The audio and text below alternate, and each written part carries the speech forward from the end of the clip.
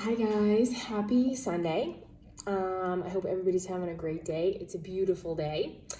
I'm going to do something a little bit different right now. So I am going to share some information that I know and things that I have learned in relation to my own experience. This is not a fitness video in the traditional sense, but I want to say that fitness gets me through these parts of my life. I will say that doing this video puts me in a position of vulnerability because I'm going to be completely honest and frank. So if you watch this video and after you see this video, you'll know a little bit more about me. Not like that I'm shy or anything, but it's a journey and a process. And things that I've heard along the way and things that I've learned along the way have helped me immensely. And sometimes it's the smallest piece of information that can make everything click. Reminds me of math because I said yesterday, I don't feel like I can get to the place I need to go to unless I look at learning like a ladder. I can't get to the top rung if I don't master the first one. And one of the concepts in math that's like so great is that you work really, really hard at it and you don't get it until like it clicks. And once it clicks, it's like so clear and easy. And that's why sometimes people seem really healed and elevated because they have those moments of clarity when everything kind of wraps up. So I'm going to say 3 terms right now, or 3 concepts. And if you don't fall into any of these, this isn't for you. Shut this off now. If you support and love someone that has one of these, it's helpful. If you're a person who likes to, if you're a person who gravitates towards yet like causes difficulties for us, that's a separate story altogether. But so this little version of the Fit Minute today, which is what I do exercise for and I meditate for and I take care of myself for, is that I have 3 things in my life that coexist together. A lot of times they're together. They're lower on the percentages in terms of like amount of people that have them. Individually, they're outliers, but it's not an outlier to have them all together. Most people have all of them together. Some people have one, some people have a combination of them, but I have all 3. The first thing I have, which we'll get past the clinical side, is that in 2016, I received a diagnosis of post-traumatic stress disorder. Whatever you want to call it now, whatever they call it, who knows. They have not associated PTSD with civilians for very long. So there's a chance that you could be a person walking around with either some sort of a mental health diagnosis or like a big like gaping question mark in your mind as to what's going on, and it could be trauma. Because like I've said before, trauma mimics a lot of other conditions. But 2 things about trauma that are true. 1, it's in the body. And 2, it's akin to an allergic reaction that you would get to any sort of allergen, which I will get to in a minute. The second one is if you have ever been described as an empath, or if you have been told that you're someone who has empathy. Not self-identified. If no one has ever used that word when they've spoken to you, you cannot self-identify as something because you want to. Just to give you a little insight, I met someone, just like in passing, seemed like a very nice person. I met this person and this person self-identified as an empath. Fine, that's cool. The person self-identified as an empath, and I had coffee with this person on a night that my jacket got locked in a break room, and I couldn't get my jacket, and it was 20 degrees outside. And when I went and met this person for coffee, they were very annoyed that I didn't want to leave and go somewhere else because they couldn't connect the fact that I was freezing because I had no coat. And I told this person, like, you're not an empath. You don't even have empathy. And that was like really, it clicked for me. The other thing is if you are, or if you've tested and identified as, or if you surround yourself with highly sensitive people, Dr. Elaine Aron wrote a book about people who are highly sensitive. Empathy in highly sensitive people is a neurological thing. It's got to do with mirror neurons. It has to do with sensory perception. It's a physical experience. You can do a whole boatload of stuff mentally, but it's a physical experience. Which is why I'm on here today, because the number one thing you can do to work with these things is work on your physical body. And the thing that is going to get you to the other side, to get you where you need to go in these experiences, is work on your physical body. Is to understand that managing these things, which 2 of 3 of them are considered strengths, blessings, and superpowers. There's a million things out there that will say empathy is a superpower or being highly sensitive is a strength. Only problem is you get a lot of pushback. So I'm going to go through these things. I wrote them down. I got my notes. I also wrote a little bell curve. Here's my bell curve. I don't know if you can read it, but we have over here, we have one side of the bell curve, and over here we have the other. It's backwards probably. So a bell curve is representative of a population. Most of the population falls in the middle. Outliers fall on either side. This is a statistical thing. So 3.5% of people, or 1 in 11 people, will be diagnosed with PTSD. So that's like if you know 20 people, or 25 people, if you know 25 people, 2 of them will have PTSD. 2% of people are identified as empaths, like true empaths. A lot of people have empathy. 2% are empaths. And then 20% of people are highly sensitive people. So if there's a chance you could be in that group. So if you got 5 friends, 1 of them is a highly sensitive person. Highly sensitive people are just, things bother you, affect you, and it's like you move through the world in a different way. But it's physical. Empathy is different than sympathy. Sympathy is conceptually understanding the experience of another. Empathy is feeling it in your physical presence, in your body. All right, so we're going to go through the list. First thing is PTSD. PTSD is a condition where you have experienced a trauma. So many times it's associated with the military. A person sees something or experiences something that is so far outside of the bounds of a normal experience that it changes them physiologically. So they relive it later.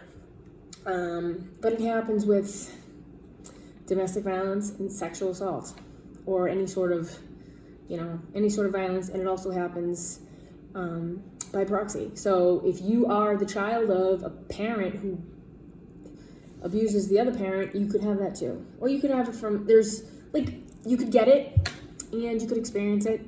The number one way to move through PTSD is called exposure therapy. Talk therapy usually doesn't work. Medication doesn't help. Traditional mental health modalities don't help because it's a physical experience. It's a neurological and somatic experience. You're not depression or bipolar disorder or schizophrenia, schizoaffective disorder. Those are chemical imbalances in your brain. PTSD is a physical reaction. You have palpitations, nausea, just physical reactions. So think of it like an allergic reaction to something. If you have PTSD, there are things that will exacerbate it. I'm not going to use the word trigger. Too many words out there are used too often. It exacerbates it. So for myself, if anyone brings up a legal thing, if I have people say they're going to call the police, if I have people say they're going to call the authorities, if I have people say they're going to call, a lawyer, if I have anybody that does anything legally related, I become subjected to an allergic reaction, which is a response that brings me into that moment of having that experience again. Thinking back to the time when I had to go do a deposition for a malpractice trial, or thinking about the time that I got served with, really difficult papers. So that one moment in time, that was a screenshot in my life that I was hit out of nowhere, blindsided, wounded. So I got to heal it up. Problem with that is that you don't know when it's going to happen. Like, little things can happen that could, like, have that happen. And the number one treatment for PTSD for most people that's not, like, medically related is validation. Validation. So every time you tell somebody to get over something or don't take it personally, to relax or what have you, that person could be trying to heal from PTSD. Yeah. So you either want to help them heal or you don't. Two easiest words in the world to say are I understand, even if you don't. I understand. It severs that reaction immediately. So to go a step further, I'm going to talk about empathy. So empathy is the somatic experience of someone else's experience, good, bad, or indifferent. So, like, I don't know, you're with somebody who has a broken heart, you have the broken heart too, but it's in your body. So it's very hard when somebody says to you, get over it, get over it, get over that, or dial it back, or you take it personally, or you whatever. Because it's not, you can't shut it off. It's not something you can shut off. It's not something you can decide. Like, I can't get up tomorrow and be like, you know what? I'm just gonna not feel anything all day long. I'm gonna go through the day and not experience, I'm not gonna experience this stuff and things. It usually works out pretty well. And the worst part about empathy too is that it's something that brings people to you and connects people to you that they get mad about when they don't like it. Like, you can't cherry pick what you like about somebody. If you're connected with me and you're my friend, because of the things that you were attracted to me for, and then I, like, exhibit those same traits, you got to take the whole me. And one thing too is, if somebody doesn't want to accept you for how you are, or somebody wants to give you a hard time for your process, there's another person out there for you. It's not about severing ties. Like, we have to be reasonable with people. But you know what? It's okay to judge. It's okay to say that somebody's not for you. It's okay. It's okay to let go and move on. But it's a messy process. So I will move forward. Highly sensitive people, if you want to know, I don't have to get into it because it's very easy to find out. Dr. Elaine Aron, A-R-O-N. She has an assessment online. It's not, I don't know if it's an instrument, but because you can take, like, the Big Five, the RIF well-being assessment, which is an instrument, or you can do Myers-Briggs, you can do all these other ways to figure out personality type or whatever. Dr. Elaine Aron has a questionnaire that you can take to find out if you're a highly sensitive person. I got 100% of the questions. Like, how many did you answer? And I was like, 100%. Okay, so I'm a highly sensitive, empathic person. Empathic, I say, because it's a word somebody else said to me, and this is how I move through the world. Who has had elements in my past that led me to have trauma, so this is how I move through the world. I experience physical somatic symptoms when other people are near me. I get harkened back to some of my traumatic experiences. In the fight, flight, or freeze, I hit fight. So if you see me in a time when I'm having a symptom of what I live with, which I'm not going to live with it forever, but because there is another way out.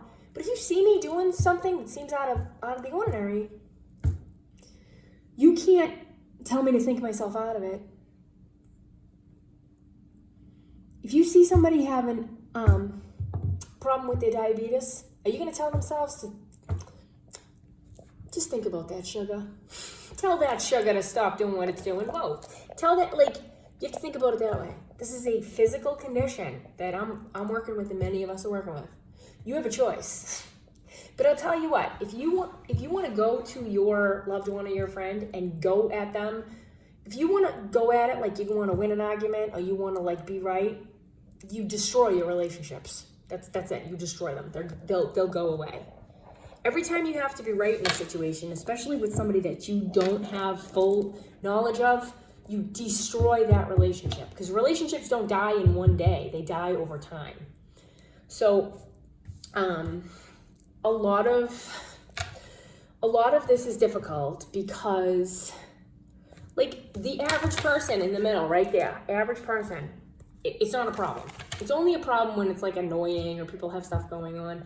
The average person has some empathy, has some knowledge and understanding. So we're all like doing the best we can, and we're all like trying to get to where we need to go. The problem is the other side, the 4 to 10% of people that do not, under any circumstances, or should not get anywhere near us, and we should not interact with. And they're the people that cause, the 4 to 10% of people cause 100% of the problems. Because what I heard today was like life-changing.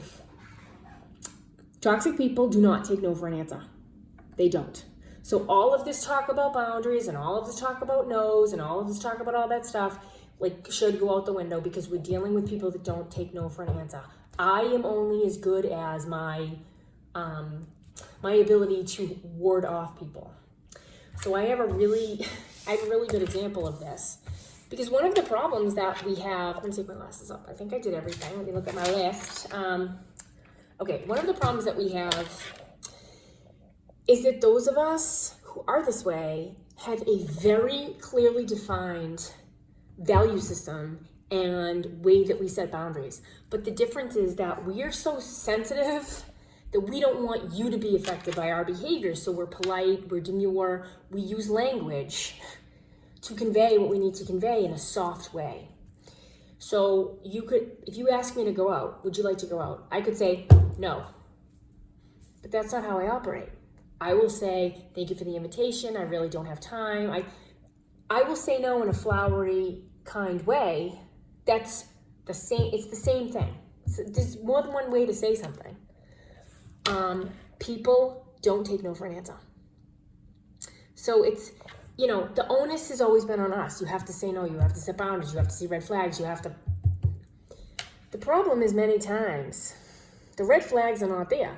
Because like I said, we have value systems, boundaries, and also we have close, meaningful, deep relationships. We are in the Marianas Trench of connection. If you deal with us, you're dealing with a deep,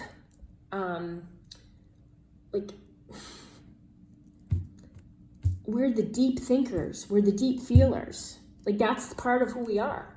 If you don't like that, you can't be anywhere near us. But my relationships, my small little tree of trust, is meaningful and deep, and you can't get in there unless I let you in there. So what happens many times is, and I'll use this as a good example. Many times we have people on the outskirts of our lives who are not in our tree of trust or are not close to us. And what happens is, many times these people will communicate with us, and it'll be like, I don't pay attention, but like, I had a interpersonal relationship with a person for about 9 months. And this person was an acquaintance at best. This person exhibited some behaviors I didn't like, but that's fine. This person expressed an interest in social activities a lot, to the point where it was a little bit like, a little annoying, but I was very much like gracious, and I had parts in the communication myself, because I'm a person and I don't know, if I don't know how a person is, if you're an acquaintance of mine, I'll give you a chance. And over time, this person continued to ask me the same questions over and over again, and I gave them the same answer. So it gets very exhausting, because when you keep hearing the same questions over again, you're like, are you okay? So what happened in this situation it happens pretty frequently. So in this situation, there got to be a point where I got contacted by this person, and this person was not the same as before, shifted, became inappropriate, said things that were not acceptable, really violated boundaries, all of these terms, projected, all of these disgusting terms. So what happens at that point? 2 things. Number one, you know what you're dealing with. You have to do the damage control and figure out what to do.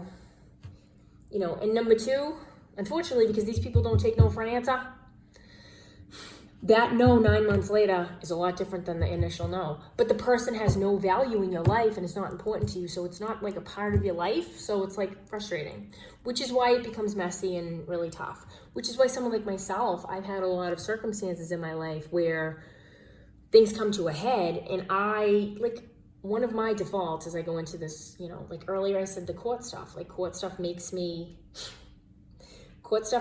have that open wound again, and I experience it. I have like all of the things of PTSD, and then I become like the Aaron Brockovich of my people. I'm drafting like motions in text messages. I'm speaking in a language that I reserve for a courtroom because all I'm trying to do is say, stop. But because I've lived a certain way and had certain experiences, as many of us do, I speak in a non-linear way. As part of this thing that I live with, PTSD, I have neural pathways set up in my mind. The way that I talk, the way that I act, the way that I think, the way that I have a routine is set in stone because I've done it enough times that my neural pathways in my brain are fixed. And the only way to change them is to create a new habit, which takes at least 28 days. It's like 30 days to get it down, 60 days to solidify it, and 90 days to never look back. It's like 3 months. It's hard. You can't think yourself out of stuff. It's routine, it's conscious thinking, it's hard. The only problem is with stuff like this, when you make a mistake, sometimes it can have a ripple effect. It's really tough. And many times, many of us who live like this, we're like pleading with people for understanding. And we're pleading with people for understanding concepts they can never even grasp. So we have like the worst offenders, people who are doing it on purpose. We have the people that just can't grasp it, who are like, get over it, don't take it personally. You need to like dial down the empathy. Or people that just don't care. But you know what? I share this today because like all of these little nuggets, it kind of came together. I've done like the most self-reflection I've ever done in my life. I've never had a chance in my life to do this type of self-reflection. So this to me is like a gift, a huge gift. It's a huge gift. I'm in the bog of stench still, guys. Like I have a long way to go. I really do. And you know what? I'll be the first one. I'll be first in line to say that I was at fault. If I was at fault, please, tell me what to do that you see. Tell me what you see that you think I should do. Give me the feedback.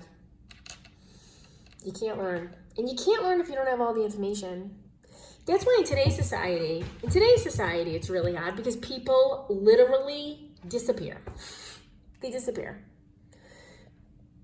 I don't know if people really truly understand how detrimental this is to them. The people that disappear, it's detrimental to them. Because I think I said everything I needed to say. Let me see. Yeah, I think I said everything I need to say. So what I will say is this. So the problem is that growth happens when you're most uncomfortable. So if you're feeling uncomfortable, you don't have a conversation with someone and you just walk away and you like remove yourself from the situation. Every time you choose stagnation, which is not communicating, walking away, ghosting, fighting, anytime you choose any sort of stagnant behavior, you're not growing or going anywhere. Okay? And what happens? You're stagnant. You're like a stagnant person that you're dealing with. Like, I'm a good example because believe me, I'll find a way. Like I was saying earlier, the neural pathways, like you want to go up a mountain and you need to make a new pathway, so you like have to cut the brush. So I'm like a person, I'm always like ready to work on stuff. I had a person in my life, she was in my life for a while, and then we split ways. And I saw her 3 years later. And she and I had a conversation, and I was like floored because I was like talking to her as I was 2019 me, and she was 2010 her, or 2015, 16 her. I was talking to the 2015 version of this person, and there I was, 2019 Jules. And that's one of the harder parts, is that like everybody's at a different place. But people that don't want to progress or learn, or they want to ghost, or they want to go hide under a rock, you're staying in the same place. I always believed that, like in my own family, it was Columbus Day week, and beginning of the week, my father got a headache, and by the end of the week, he was in brain surgery at Brigham and Women's Hospital. And during that brain surgery, my entire family stopped moving forward. They stopped in that one moment. So everything in our lives was in that one moment in 1992. Because I've said before, I sat in an office with a clinician, and I was like, we gotta like suck it up and make changes and move forward. And they were like, he's coming back, he's gonna be fine. When I was going to this university. And I had coffee with a relative. And it was like I had committed a crime. Because it was the level of, whatever the experience was for the person, it was from like 1989. Like the level of anger was not, like the response was 1989 response to a like 2014 incident. Like an incident that happened in 2014 that wasn't even real was responded to from 1989. So it was telling. So this was a little bit of a long video. But you know what? I don't know. If you listen to this, if any of this in any way, shape, or form makes you feel a little bit less alone, or a little more connected, or a little more whatever, great. If none of this pertains to you, it's just some lady with the wrong shade of lipstick talking, because I'm not loving this. But really, like, if you have PTSD, you know, like, just keep doing what you're doing. But there's a lot of ways out of the bog of stench to the castle. That's one thing. If you have empathy, that's great. If you're an empath, it's a little bit harder. But more like, it's most likely that you would be highly sensitive. You may not have all these three. It's common to have all three together, but they're uncommon things. They're outliers. So it's an outlier to have like a level of an experience of empathy where you're called an empath. Because I'm not self-identifying as that. Because I don't self-identify in ways unless I have data to back it. But I will say that at this point in my life, I've had enough people say that. So that's fine. And like I always say, if you love me, you love me. If I'm not for everybody, if I'm not for you, it's great. Go on and have a great day. You know? Speaking of having a great day, everybody have an awesome afternoon, evening, whatever. Thanks for listening. And you know what? This is a journey. You don't finish the marathon in mile 2, believe me. And you know what? Sometimes when you finish the marathon, you're like ready to do another one. But I digress. You guys have an awesome day. I'll see you guys later. Love you. Compassion, mindfulness, loving kindness, radical acceptance. Be well. Or not. Be yourself. Be yourself. Have a great day.